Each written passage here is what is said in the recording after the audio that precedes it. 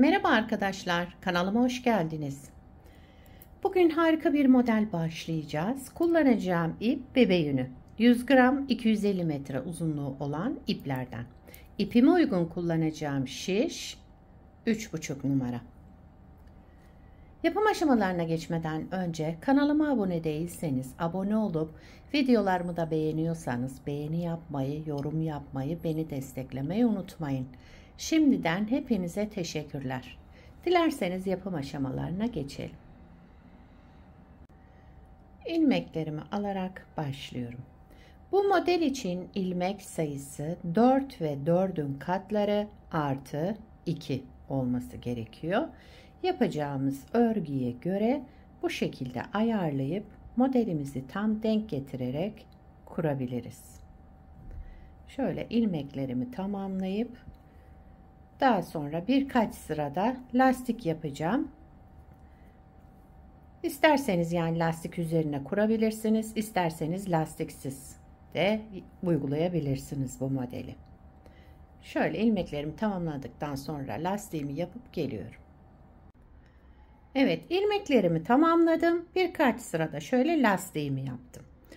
Bakın bu model için şöyle 4 ilmek bir model için, 4 ilmek bir model için, 4 ilmek, 4 ilmek, en sonuna 2 ilmek ekliyoruz kenar ilmeği olarak. Şimdi modeli kurmaya başlayalım. Model 4 sıradan oluşuyor. Birinci sıra ön yüzündeyim. Kenar ilmeğinden sonra bütün ilmeklerimi ters örüyorum. Birinci sıra ön yüzünde ilmeklerimizi ters örerek devam ediyoruz sıra sonuna kadar.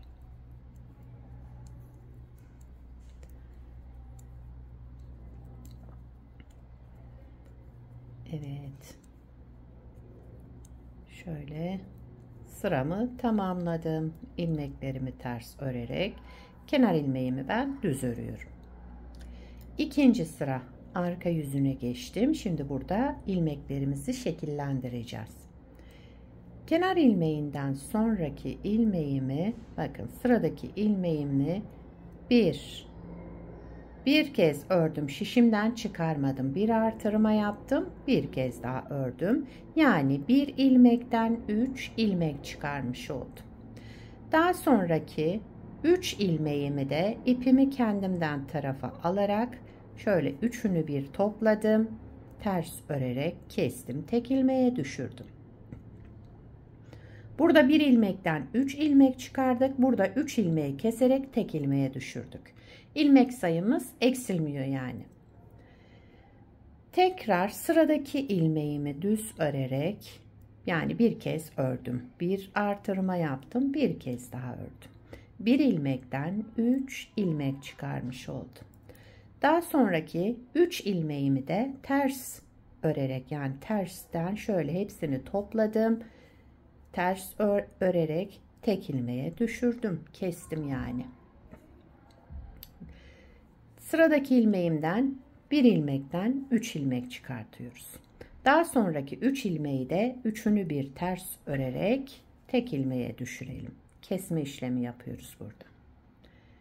Sıradaki ilmekten bir ilmekten 3 ilmek çıkartalım.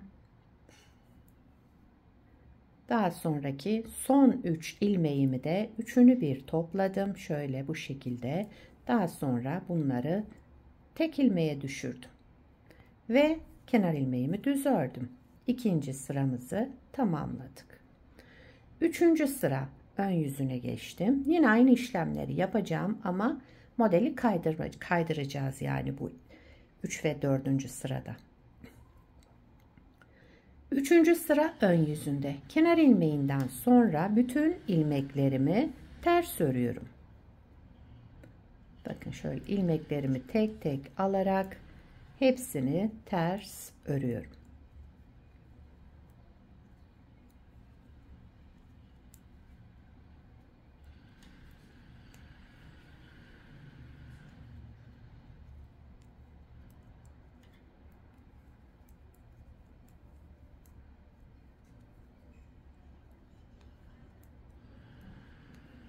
Evet, kenar ilmeğimi düz ördüm.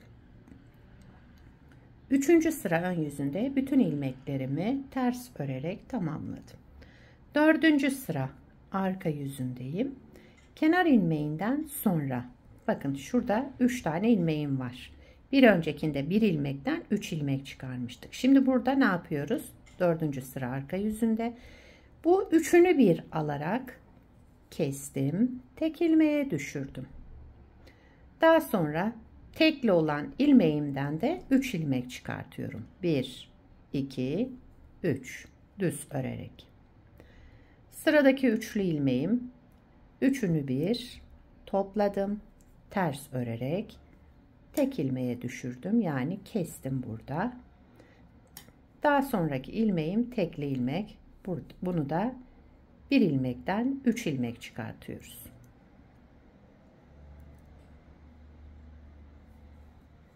Şöyle. Üçlü olan ilmeğimi üçünü bir alarak keselim.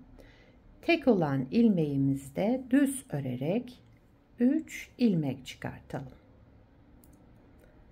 Model bu kadar arkadaşlar. Gördüğünüz gibi gayet kolay. Şöyle. Son ilmeğim tek olan ilmeğim. Bunu düz örerek bir ilmekten 3 ilmek çıkardım. Daha sonra da kenar ilmeğimi ördüm. Modeli bir kez kurduk. Bakın model tabii ki ilerleyince gösterecek kendini. İsterseniz bir kez daha kuralım. Şurada birinci sırada ne yaptıysam aynısını yaparak devam ediyoruz. Modeli tekrar kuruyoruz. Birinci sıra ön yüzündeyim. Bütün ilmeklerimi ters örüyorum. Şu şekilde alarak ilmeklerimin tamamını ters örüyorum.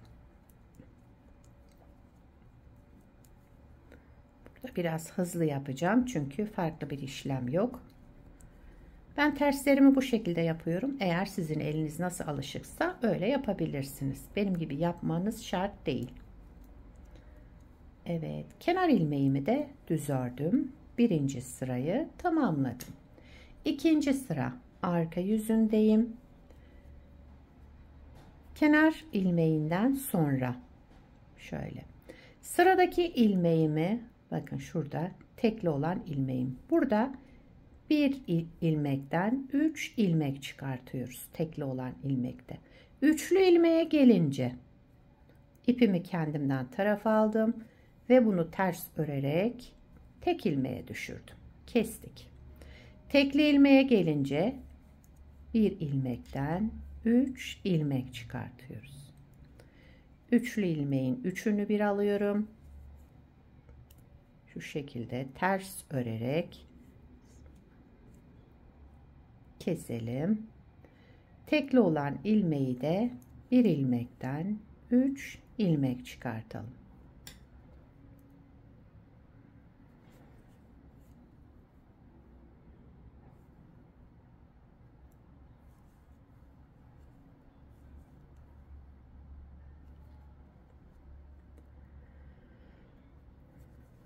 Evet, son 3 ilmeğimi de kestim.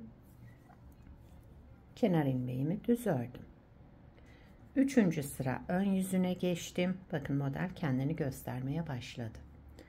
Üçüncü sıra ön yüzünde kenar ilmeğinden sonra bütün ilmeklerimi ters örüyorum.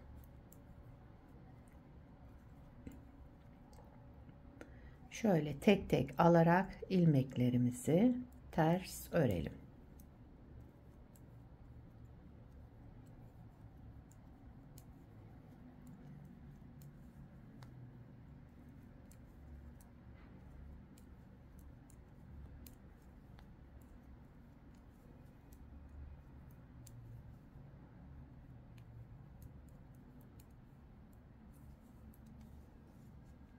Evet.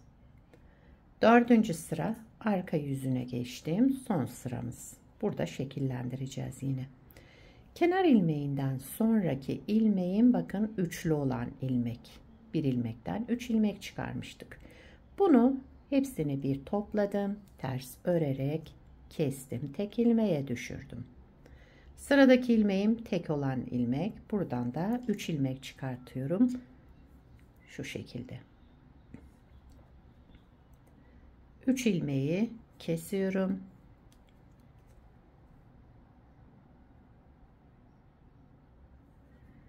Tek olan ilmeği de artırma yapıyorum. Yani bir kez ördüm, şişimden çıkarmadım. Bir artırma yaptım, bir kez daha ördüm ve şişimden çıkardım. Üçlü olan ilmeği keselim. Tekli olan ilmeği 3 ilmek çıkartalım. Modelimiz bu kadar. Gördüğünüz gibi gayet kolay. Şöyle kabartmalı, güzel, gösterişli modellerden. Örgüye yeni başlayanlar da bunu kolaylıkla yapabilirler. Son ilmeğim tek. Buradan 3 ilmek çıkartıyorum. Şu şekilde. Daha sonra kenar ilmeğimi örüyorum. 4. sıramızda tamamladık. Modeli 2 kez kurmuş olduk. Bakın, model kaydırmalı model. Yaptığım gibi devam edeceksiniz. Bir parça da daha önce hazırladım. Bunu da daha önce hazırladım. Aynı ipi kullandım. Burada lastik kullanmadım. Bakın, model lastik istemiyor. Burada birkaç sıra haroşa lastik yapmıştım. Ama isterseniz lastiksiz de kullanabilirsiniz. Bakın şöyle. Modelin arka yüzü. Yakadan başlama örgülerinizde de kullanabilirsiniz. Yetişkin örgülerinde, çocuk örgülerinde, bebek örgülerinde hepsinde kullanabileceğiniz güzel şöyle kabartmalı, gösterişli modellerden.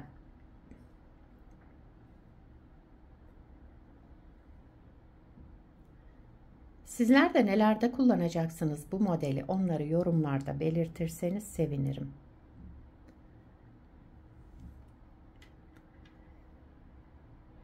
Beni buraya kadar izlediyseniz bir beğeni yapmayı, yorum yapmayı, beni desteklemeyi unutmayın. Şimdiden hepinize teşekkürler. Yapacak olanlara kolay gelsin. Bir sonraki videoda görüşmek üzere. Hoşça kalın.